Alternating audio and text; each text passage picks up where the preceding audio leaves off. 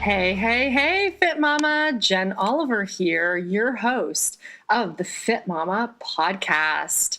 This is the work in to your workout. Talking about this model that is the ask, accept, and adjust model. This is how we begin to create more intimacy with ourselves, to create more intimacy with our partner, our king, our goddess, whatever we call them, that person for us where we just open our hearts to them.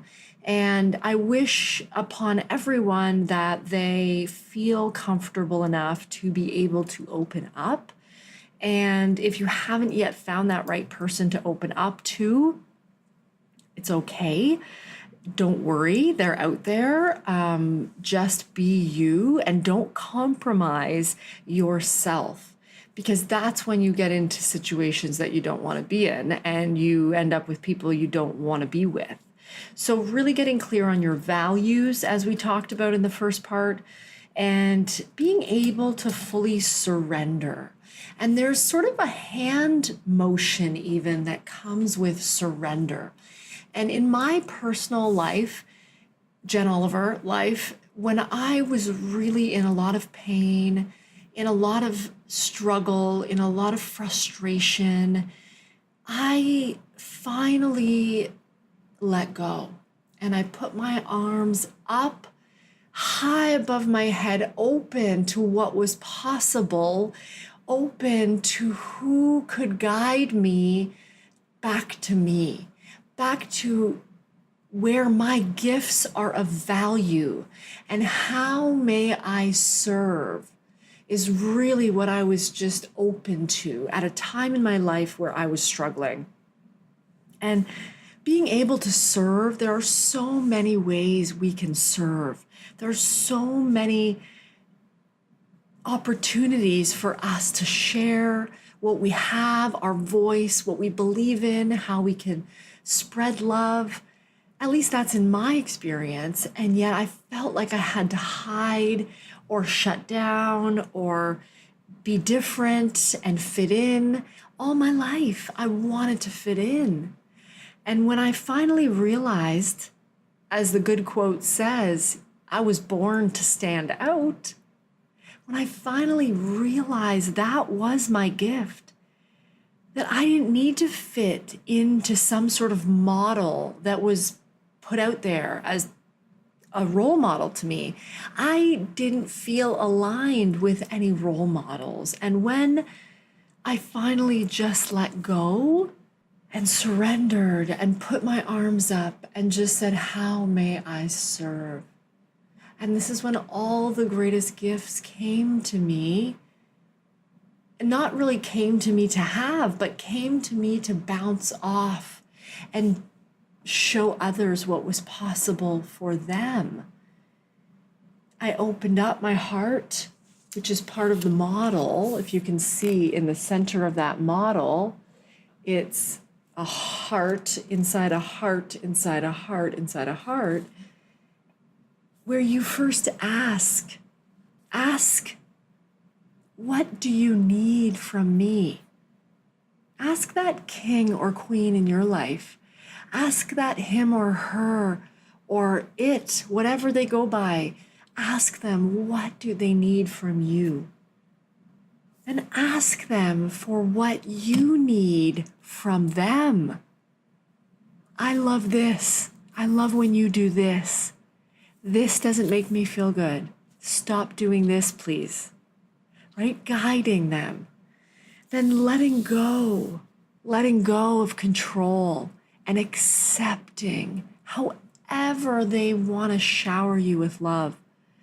Even if they're fumbling a little bit, even if they're not sure, even if you're not sure, give yourself time, give yourself space to just be open. Have a lock on the door. Make sure the kids are asleep and in a different room.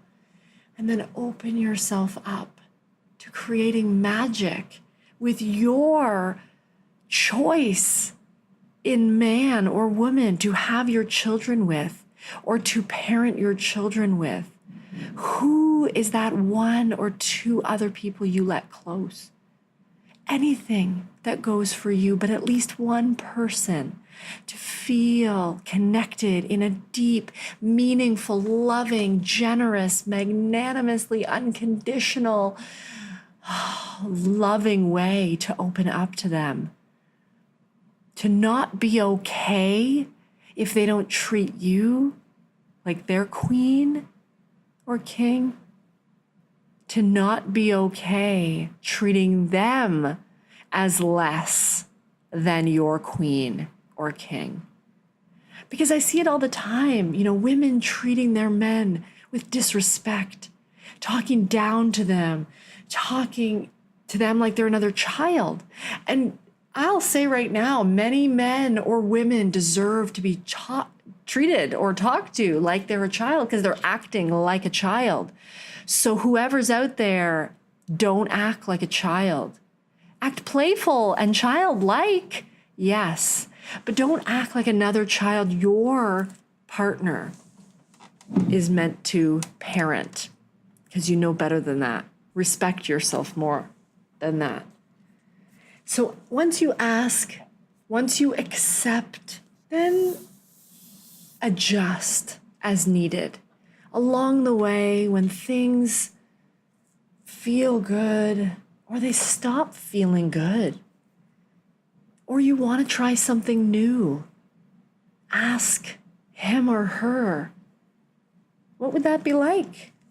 Have you ever fantasized about this or that?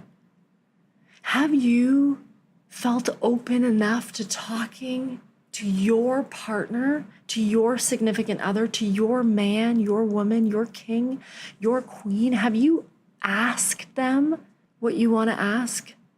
Have you asked them to support you in what you want or what you need? Now watch out. I repeat, and I've said this before, watch out for perfection along the way. This perfection is bound to mess you up, to frustrate you, to make you feel like you're losing your mind, because none other than the biggest mountain you've ever tried to climb is perfection. Achieving perfection. What made you think that was possible? What is perfection? And I've had people ask me this so many times.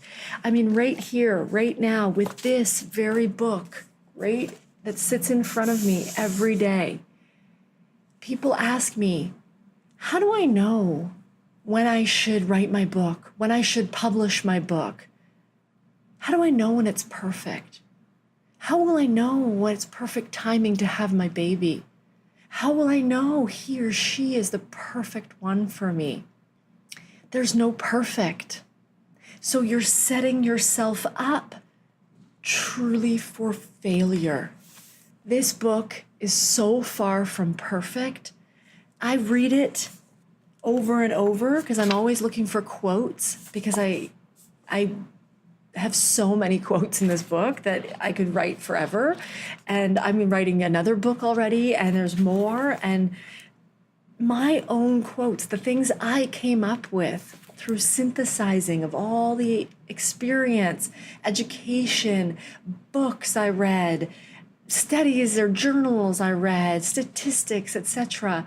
All those things synthesized into this book came up with a lot that I'm sharing on social media, with the Fit Mamas, here on the podcast.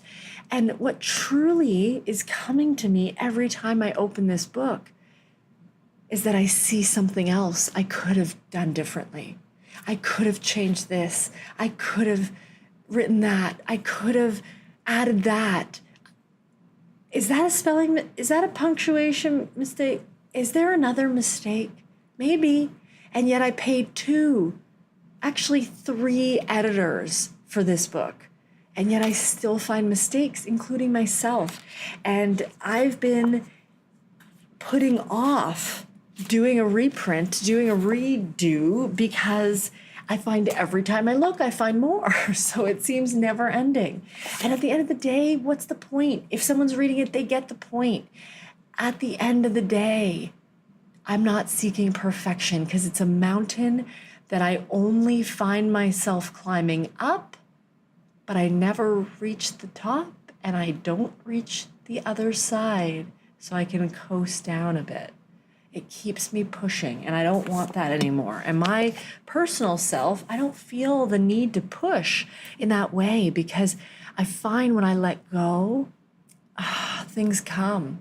Things really just come to me, and I don't need to push. And that came from really identifying my values and what I really stand for. This is something I learned over a decade ago now, was really to identify, what do I value? What do I value? Because if I value a certain type of lifestyle, if I value money, if I value friendship, if I value truth, if I value honesty, those are fantastic. But then what in my in my real life around me represents those things? What represents that? And if I really value family, then what right around me represents to me that that value is being met? And for me personally, privately, it's connection. It's true, meaningful, quality time connection with my husband, with my kids, really connecting, being present, talking, holding each other, exploring each other, in my husband and I's case, exploring that time we have together, not being exhausted from running around or booking too many things, but creating space and time, even if it's morning sex at 5 a.m., because he's got a jet here and I've got a jet there, and we've got 25 minutes to ourselves before 5:30 comes and we're both in different directions.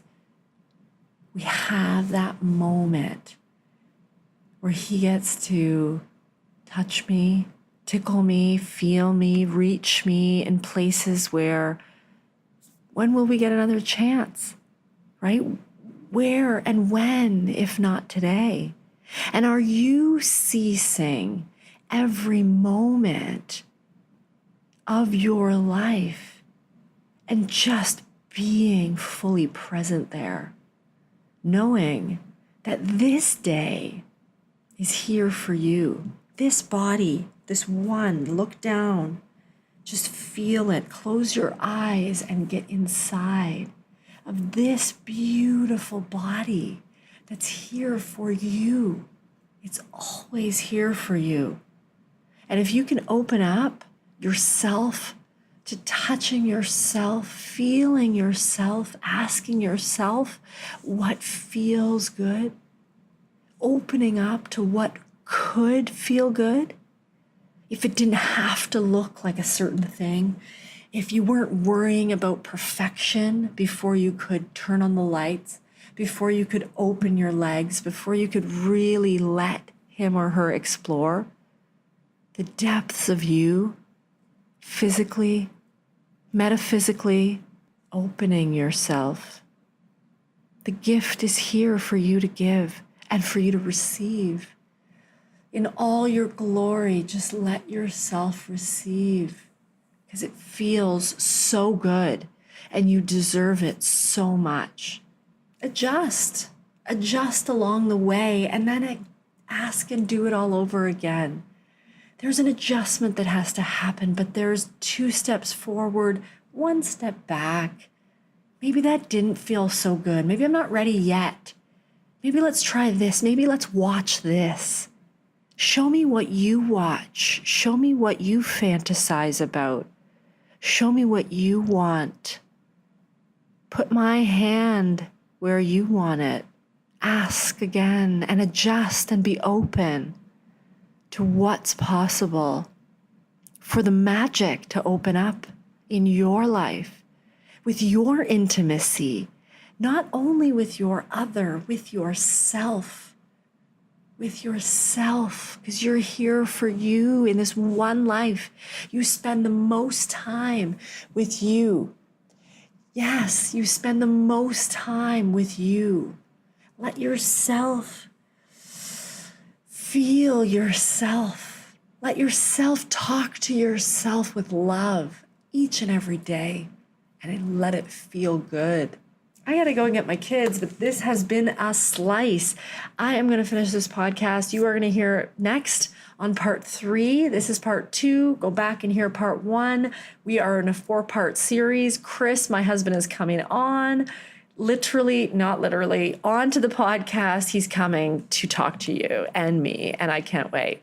Talk to you soon. Have a great day. Namaste.